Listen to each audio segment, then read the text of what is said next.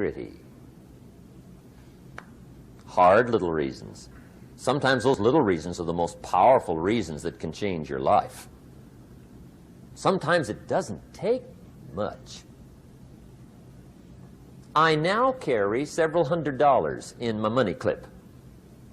It's only a few $100s, but it was one of those reasons turned my life around. Just before I met Mr. Schoaf, I heard a knock at the door. I go to the door, and there's a little girl standing there about this tall selling Girl Scout cookies. And she gave me one of the finest sales presentations I've ever heard. Special deal, several flavors, this whole package of stuff, $2. And with a big smile, she very politely asked me to buy. And I wanted to. Big problem. I'm broke. I don't have $2. And to this day, I can remember the pain and the embarrassment. I'm a father. I'm a husband. I've been to college. I'm working. I'm 25. I don't have $2. And I didn't want to tell her that for some reason. So I did what I thought was next best. I lied to her. I said, hey, look, I've already bought lots of Girl Scout cookies. I've still got plenty stacked in the house, which was not true. But it seemed to get me off the hook for the moment. She said, well, gosh, that's wonderful. Thank you very much. And she went away. When she left, I closed the door, and that was the day I said to myself, I don't want to live like this anymore.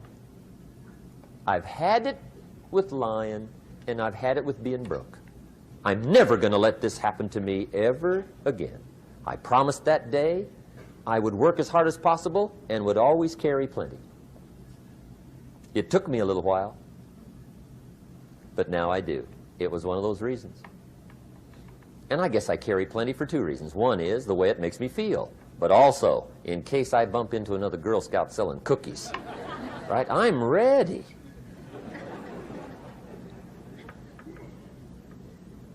I walked out of the Bank of America one time up in Saratoga, California, where I used to live. Two little girls selling candy right outside the bank. Good place. Some girls' organization they're working for, right? I come walking out of the bank.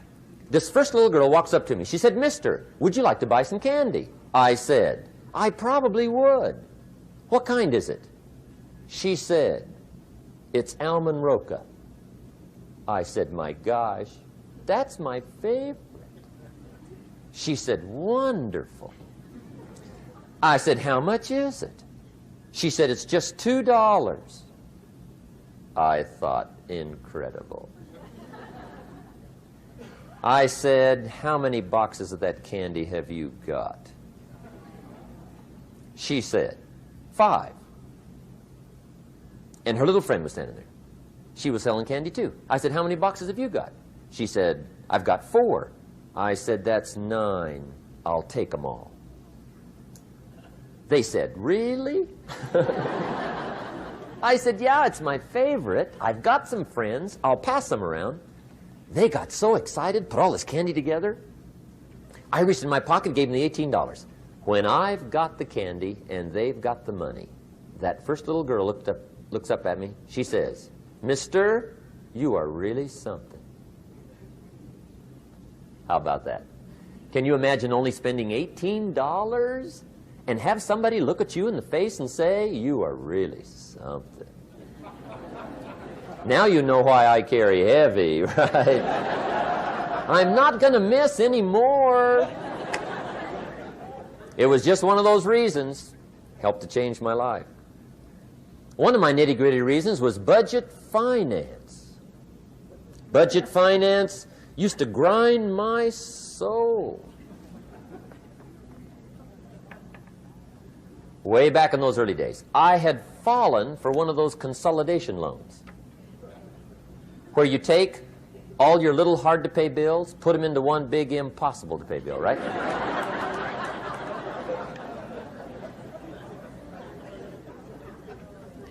I would get 4 or 5 payments behind. This one guy used to call me day and night. I don't think they're allowed to do that anymore. Harassed me. Threatened to run me in front of the judge. Threatened to ruin my credit. Threatened to embarrass my family. One day he said, we're going to come get your car, drag it rear end up down the street in front of your neighbors. The guy even called me a flake. And back in those days, I'm broke, I'm pitiful, there's nothing I can do about it. But I never forgot how the guy treated me. And when I met Mr. Schoaf, and I got my life straightened out, and the money started to flow, that was one of my first projects, budget finance. I poured it on day and night. I finally put all the money together I owed him, which was considerable. I picked a day for the payoff. And when the payoff day came, I put the money in small bills in a big briefcase. And I walked into the budget finance office on Wilshire Boulevard in Los Angeles. The guy who harassed me so often, his desk was about 3 back. I walked right up to his desk, startled him. He wondered what I was doing there. It was the first time I'd been there since I'd borrowed the money, right? Without saying a word, I opened up this briefcase, dumped this pile of money all over his desk. I said, count it. It's all there. I will never be back. And I turned around and stormed out. Now, that might not be noble, but if you haven't tried it, you've got to one time.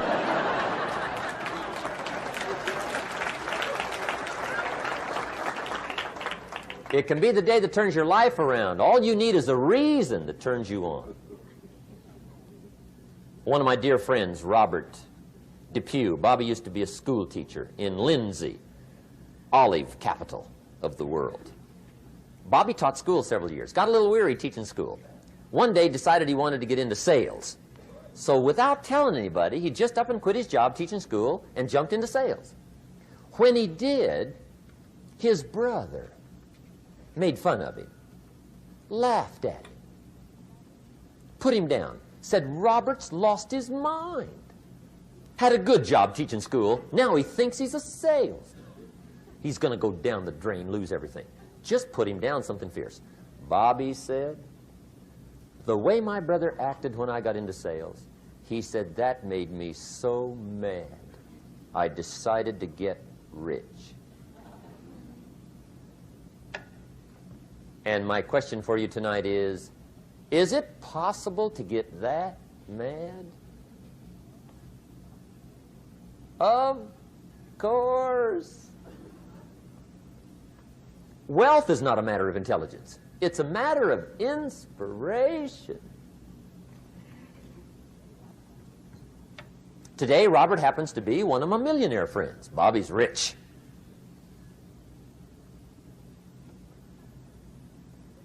Frank Sinatra said one time, the best revenge is massive success.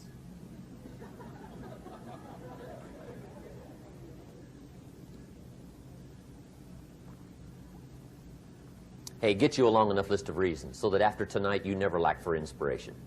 You might not have all the answers right away, but you can get the answers if you can get the reasons. Now, let me give you a little simple formula for goal setting. Okay?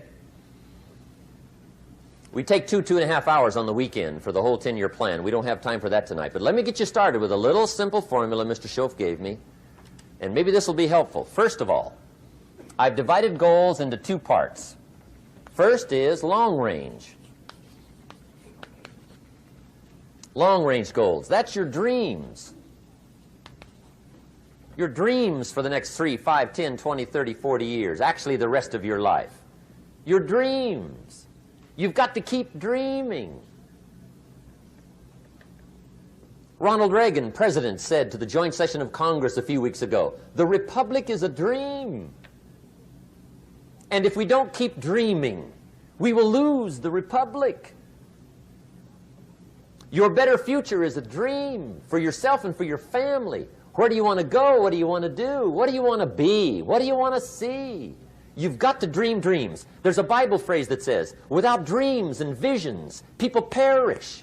You've got to have something to go for that inspires the heart and the soul.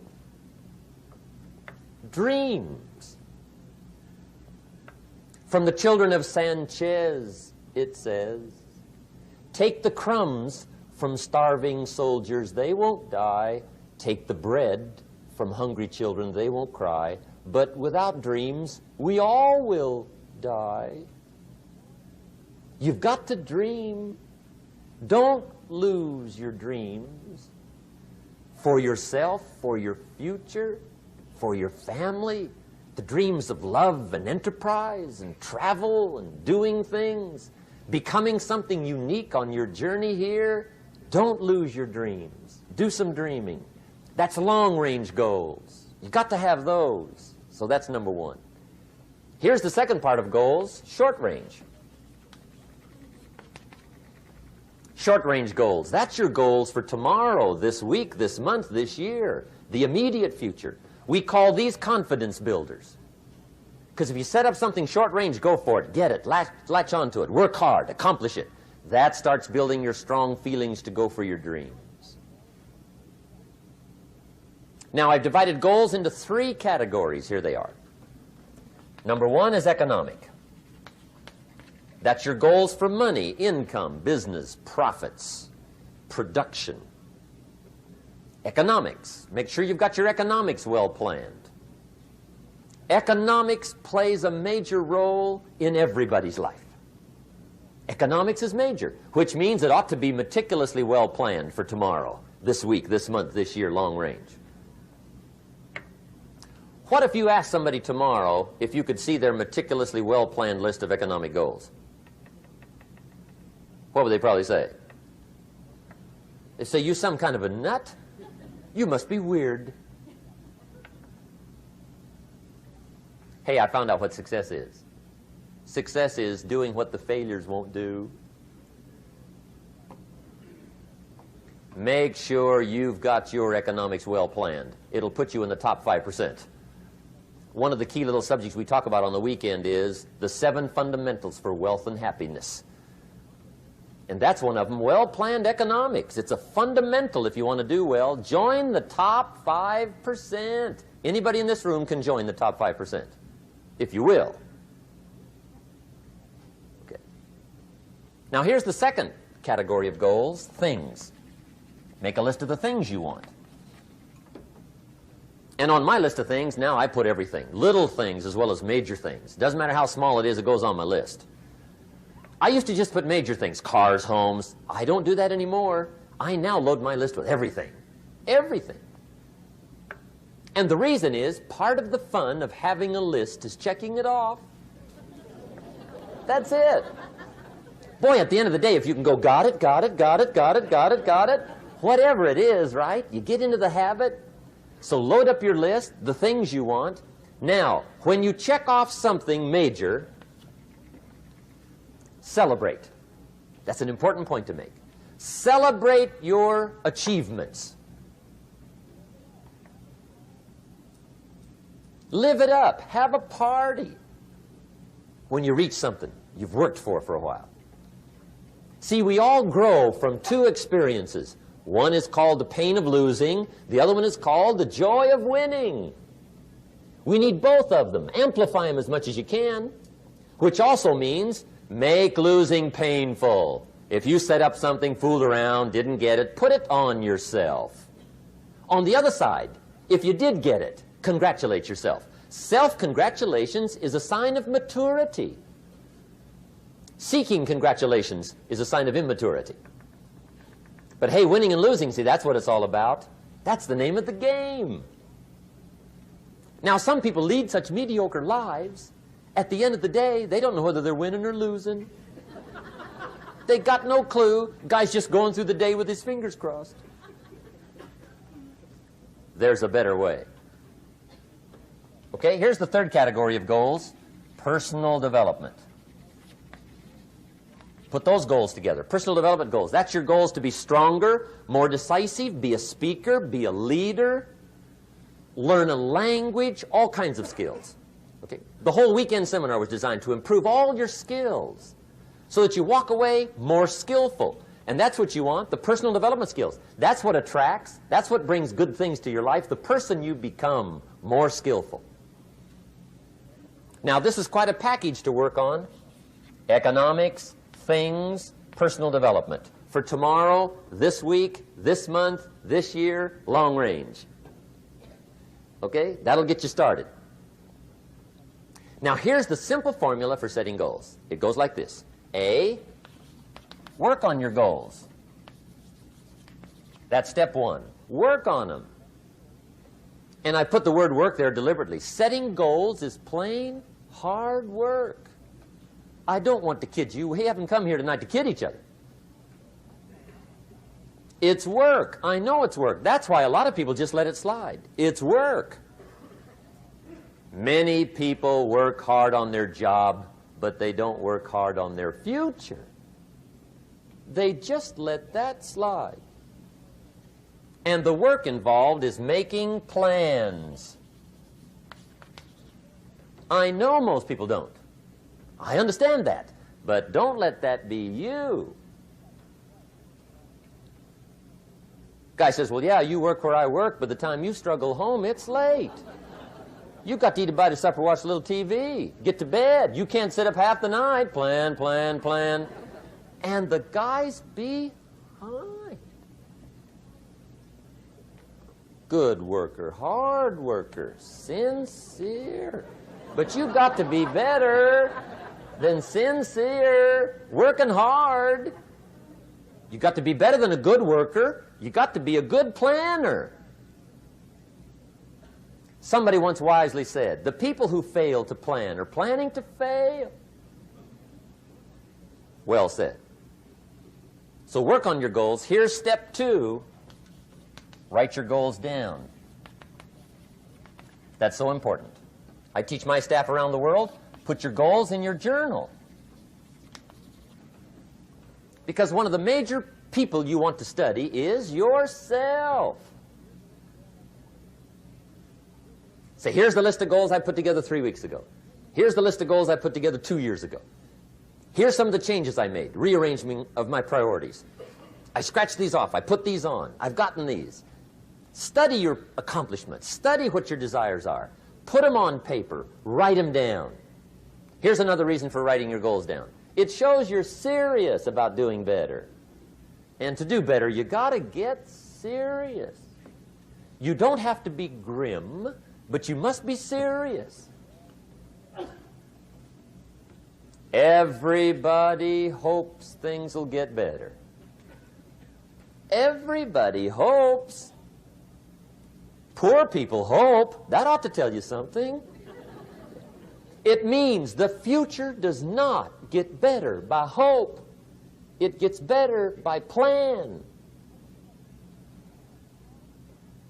I used to have the affliction called passive hope. It's an affliction. It's bad. Probably what's even worse than that is happy hope. Now that is really bad. That's bad. Happy hope. The guy's 50 and he's broke and he's still smiling. See, that's not good. So get serious about your goals. Put them on paper. Write them down. There's all kinds. His goals, her goals, their goals. Business goals, financial independence goals, family goals. I mean, there's so many things to work on this that if you don't get busy and work on it, sure enough, the time will pass. And sure enough, 5 years from now, you'll wind up where you don't want to be, wearing what you don't want to wear, driving what you don't want to drive, being what you don't want to be. Now's the time to fix it. Now, here's the third step to your goals. Check the size of your goals and the kinds of goals. How big they are, what kind they are, affects you. And here's one of the important phrases of the evening. Your goals are affecting you, whatever they are. Your goals affect your handshake. Your goals affect your attitude, personality. Your goals affect the way you walk, the way you talk, the way you dress. All day long, we're being affected by our goals. Now, some people have goals, but they have such lousy goals. The effect is bad. I asked a guy one time, what are your goals for this month? The guy said, look, if I could just scrape up enough money to pay these lousy bills. That was his goal. I'm not saying it isn't a goal. It's a goal, but it's such a lousy goal, the effect is bad.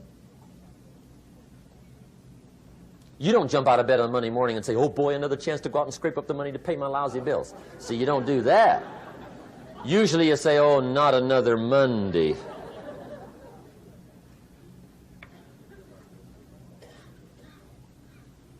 And some people have so given up on life, they have joined the thank God it's Friday club. How sad. Surely those are the same people, when life is over for them, will say, thank God it's over. Let me give you a Bible philosophy that teaches how to get whatever you want.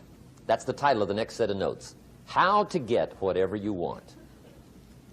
From the Bible. Now again, I'm an amateur when it comes to the Bible. I'm not a pro. But this I can quote, and I think that'll be sufficient. How to get whatever you want. Here's what it says if you're ready. It says, ask,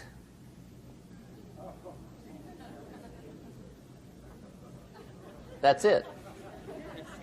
End of notes. Ask. If there's one art in life to learn extremely well, that's got to be one of them. The art of asking. What does ask mean? Ask means, what do you want? And the formula is staggering. It says ask and what?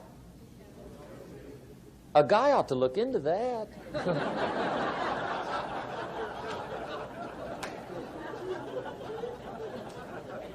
He says, yeah, but you work where I work, by the time you struggle home, it's late.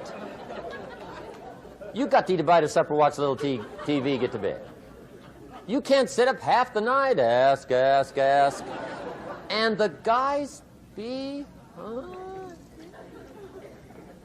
See, you've got to be better than a good worker. You've got to be a good asker. Now, let me give you 3 key points on asking and receiving. This can do it. Number 1, asking is the beginning of receiving. Asking starts a unique process, mental and emotional. I don't even know how it works. All I know is it works. It's like pushing a button and all this machinery starts working. I don't know how. It just works. There's a lot of things you don't need to know how. Just work them. Some people are always studying the roots. Others are picking the fruit. I mean, it depends on what end of it you want in on.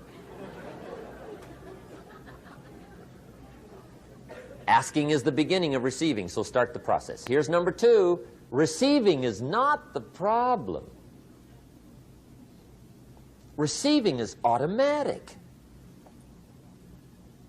Now, if that's true, receiving is not the problem, what's the problem?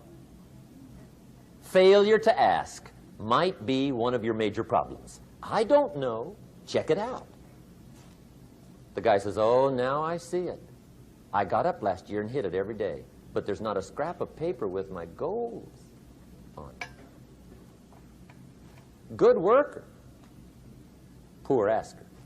So you've got to change that. Here's number 3. Receiving is like the ocean. There's plenty, especially in California. It's like an ocean here.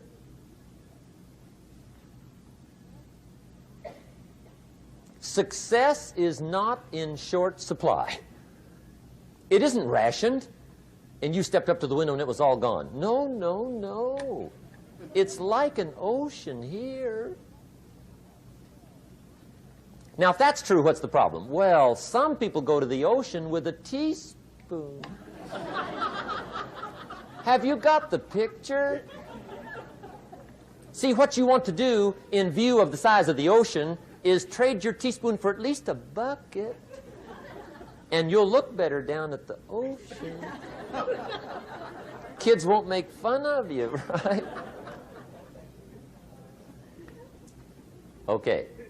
Now, there's two ways to ask, and we'll wrap up goal setting. Two ways. Here's number one. Ask with intelligence. It didn't say ask intelligently, but I'm sure it meant that. Don't mumble. You don't get anything by mumbling. Be clear. Be specific. Intelligent asking means how wide, how high, how soon, when, what size, what color, how much. Define what you want and describe what you want. That's powerful. In the weekend seminar we teach, goals become like a magnet. They pull you that direction. And the better you describe them, the more they pull. So ask intelligently. Here's number two. Ask with faith. That's the childish part of the equation. Believe you can get what you want like a child.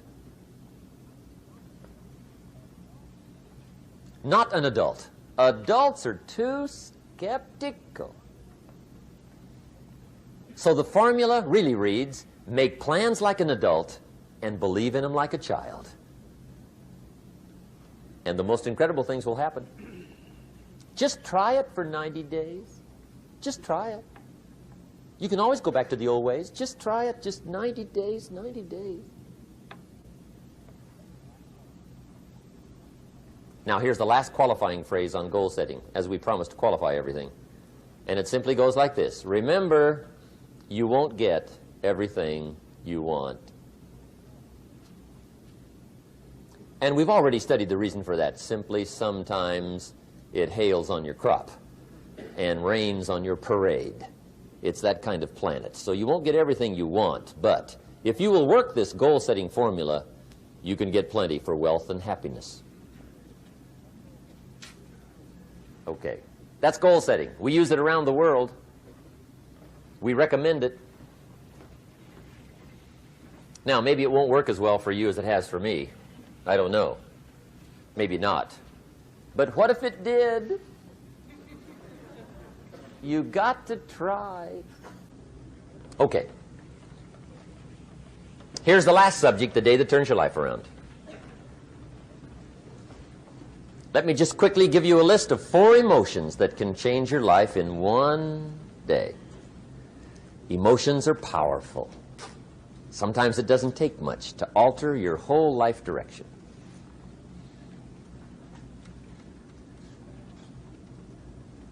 Okay, here they are. Number 1, disgust. Powerful emotion. Disgust says, I have had it. See, that could be the day. The day you can say, I've had it.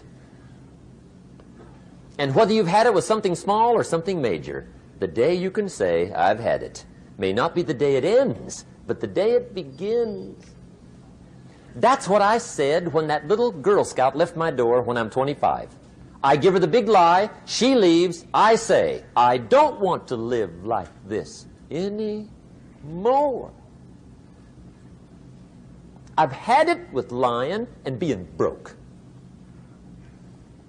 Powerful day.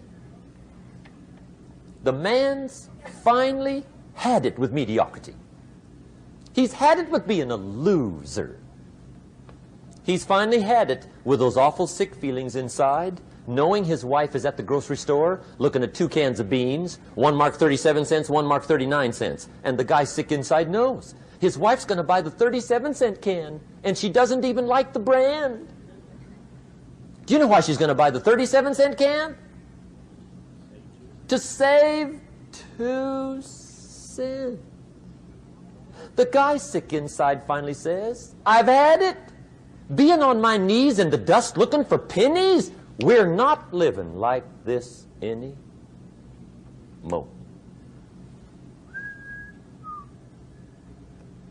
Could be the day that turns your life around.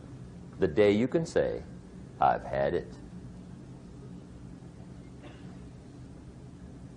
He walks into his closet and rips everything in it to shreds and says, I've worn this embarrassing stuff for the last time. And not only will I never wear it again, no one else will ever wear it again. Commit an act that says, I've had it. Powerful. Here's the next one, decision. And decision-making is powerful. And it's emotional. That's those knots in the pit of your stomach, right? Waking up in the middle of the night in a cold sweat, trying to decide. We sometimes call it inner civil war. What shall I do? Well, for progress, you must decide. The best advice I can give you came from a wealthy friend of mine who said, if it's easy, do it easy. If it's hard, do it hard. Just get it done. If you went home tonight and in the next few days cleaned up a whole list of decisions, that might furnish enough inspiration for the next 10 years. I found this out many times after you've decided. Getting on with it is easier than deciding. Sometimes decision is the toughest part. Here's the next emotion, desire, wanting to bad enough. And I don't know how to tell you to want to. That's something you've got to come up with. There's two things I know about desire. Number one, it comes from inside, not outside. You don't send off for it. Number two, I know desire can be triggered by something. Who knows what it might be? Sometimes desire waits and sleeps for something to happen. Maybe it's a book, maybe it's a song, maybe it's a sermon, maybe it's a lecture, a seminar, maybe it's the conversation of a friend, a happening, an event. Who knows? The best advice I can give you is what I give my staff. It goes like this: welcome every human experience. You never know which one is going to turn it all on. Even the bad experiences. Sometimes from the bitterest experience comes the greatest awakening. So let down the barriers, take down the walls. The same wall that keeps out disappointment keeps out happiness. Let life touch you. Don't let it kill you, but let it touch you. Here's the last one. This one's powerful. Resolve. Resolve says, I will. Two of the most powerful words in the language. I will. Benjamin Disraeli once said, nothing can resist a human will that will stake even its existence on the extent of its purpose. Shortly put, I'll do it or die. See, that's powerful. That could be the day that turns your life around. The world has a strange way of stepping aside when somebody says, I'll do it or die. The man says, I will climb the mountain. They've told me it's too high, it's too far, it's too rocky, it's too difficult, it's never been done before, but it's my mountain, I will climb it. Pretty soon you'll see me waving from the top. Or dead on the side, because I ain't coming back.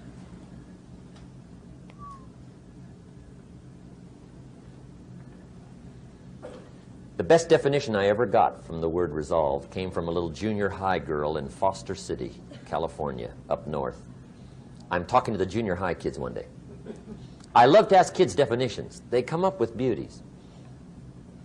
I got to the word resolve and I asked, who can tell me what resolve means?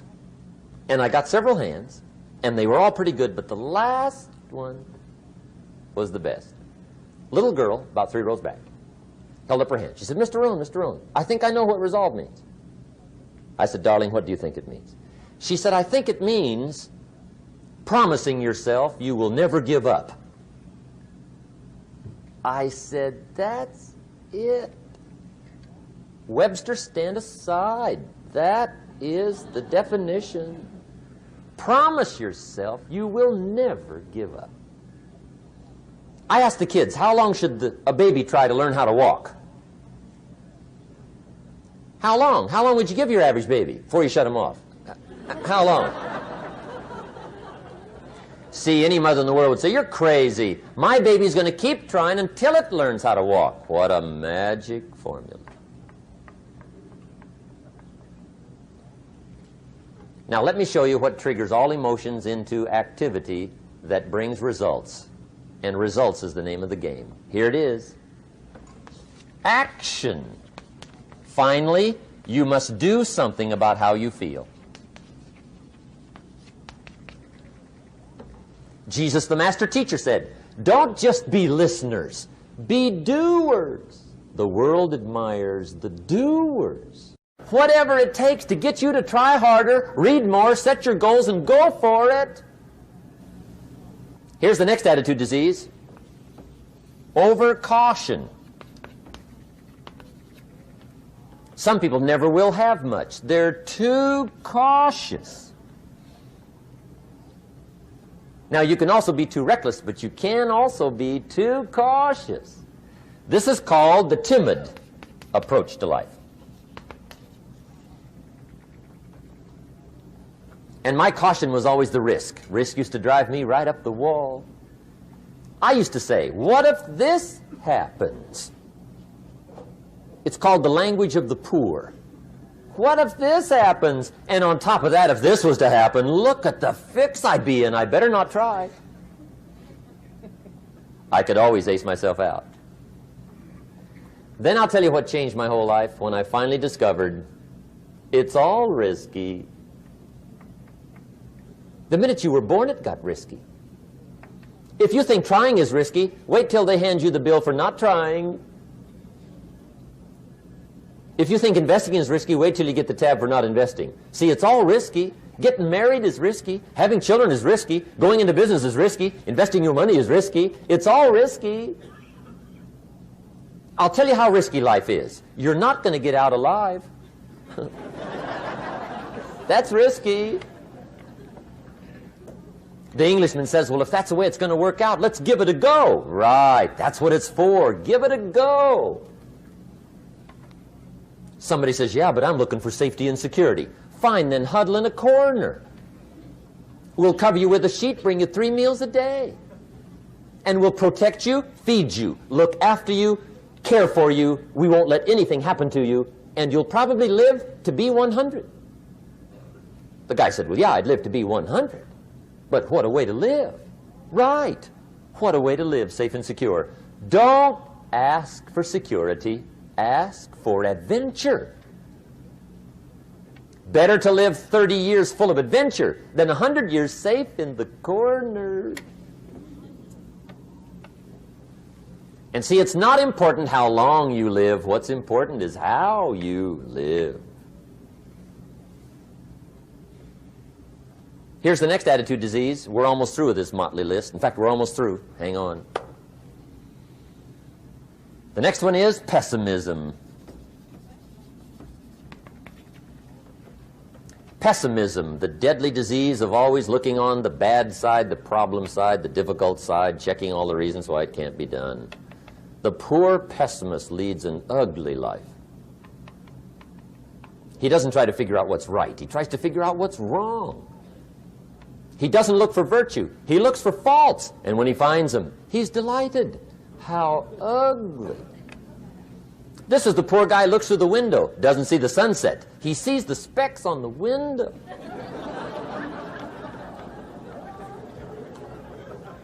And this is the poor guy, right, who rushes up, takes such leave of his senses. This guy rushes up and he says, I've got 5 good reasons why it won't work. He's so dumb he doesn't know all he needs 1. He's got 5.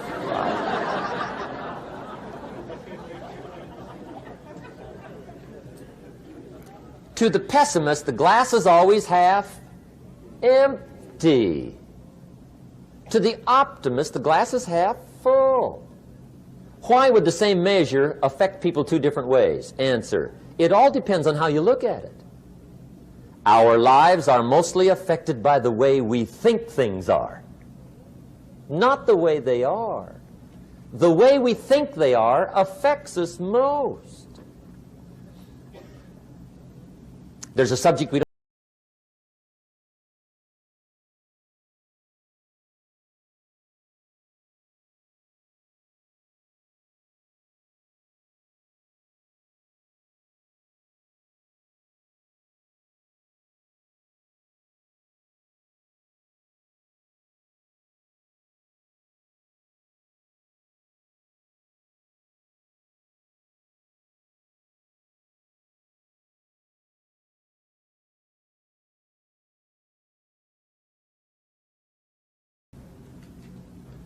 He quoted me a Bible phrase that says, "As you think, so you become."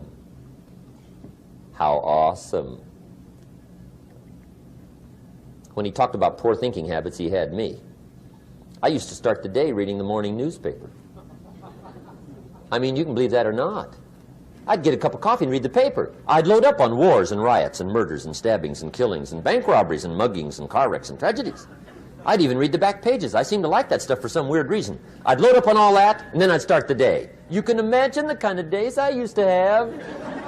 You walk around on your financial knees. They call you economic peewee.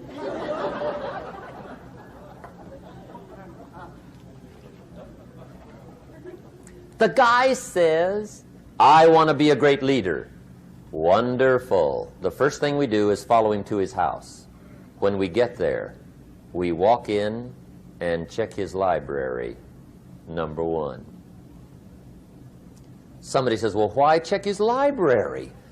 The reason is because what a man reads pours massive ingredients into his mental factory, and the fabric of his life is built from those ingredients. You would not believe what some people have got in their house to read. You would not believe. One of the best dressed up words I know for a lot of it is trash. Can you imagine dumping a barrel of trash into this mental factory every day and coming out with a rich, dynamic, positive life? It can't be done. You might as well try making a cake with cement. The kids back in Danbury, Connecticut, high school, they're asking me questions one day. I'm talking to the kids. Kids got good questions these days. One of them said to me, "Mr. Rohn, how do you build the good life?" I said, "It's simple. It's not easy, but it's simple. Here's how you build anything. Select the right ingredients, keep out the wrong ingredients, and it starts with thought." Everything starts with thought. So you must be wise and careful what you think about, because that starts everything. You got to be wise and careful. I asked the kids, what would happen if somebody dropped sugar in my coffee? They said, "Well, you'd be okay." I said, "What if somebody dropped strychnine in my coffee?" They said, "Well, you'd be dead." I said, "Correct. Lesson one. Life is both sugar and strychnine. You gotta be careful." I said, "What if my worst enemy drops in the sugar?" They said, "Will you be okay?" I said, "What if my best friend, even by accident, drops in the strychnine?" They said, "Well, you'd be dead." I said, "Correct. Lesson two. Watch your coffee."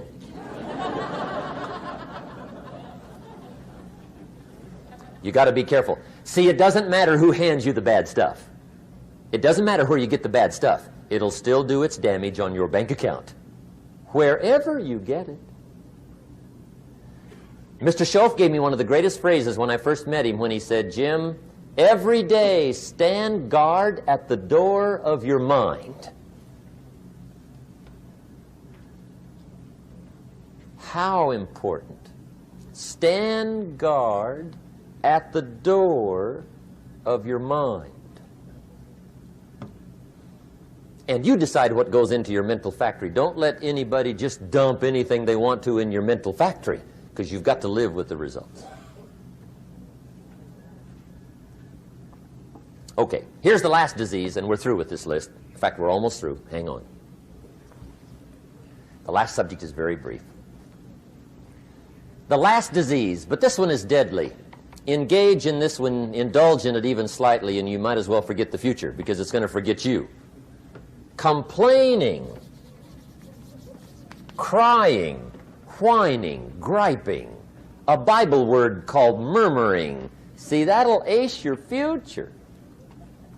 Spend 5 minutes complaining, and you have wasted 5. And you may have begun what's known as economic cancer of the bone. Surely they will soon haul you off into a financial desert and there let you choke on the dust of your own regret. I hope I said that well, so you won't forget. It's a deadly disease. If you don't think it's bad, ask the children of Israel of Old Testament fame. Typical of us all, their story just happened to get in the book. Story says, children of Israel were slaves. God performed a series of dazzling miracles and got them out. And now they're heading for the promised land. Remember the story? Heading for the promised land. Tragedy of the story, they never got there. Reason. From day one, they started to complain. They griped about the water. They griped about the weather. They whined and cried and griped about the food. They griped about the leadership. They whined and cried because it was too far, too cold, too hot, too difficult, too miserable. I mean, they whined and cried for years. Finally, God said, I've had it, trip canceled. Or something like that.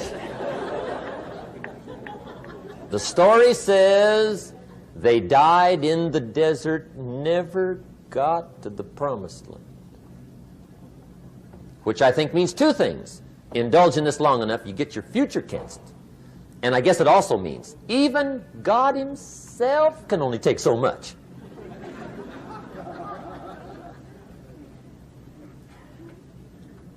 Okay. Just be on the lookout of the things that can destroy all the good you start. The war is on. And this evening, tomorrow, mentally, personally, socially, economically, you got to make sure you're winning the war. And this is part of it.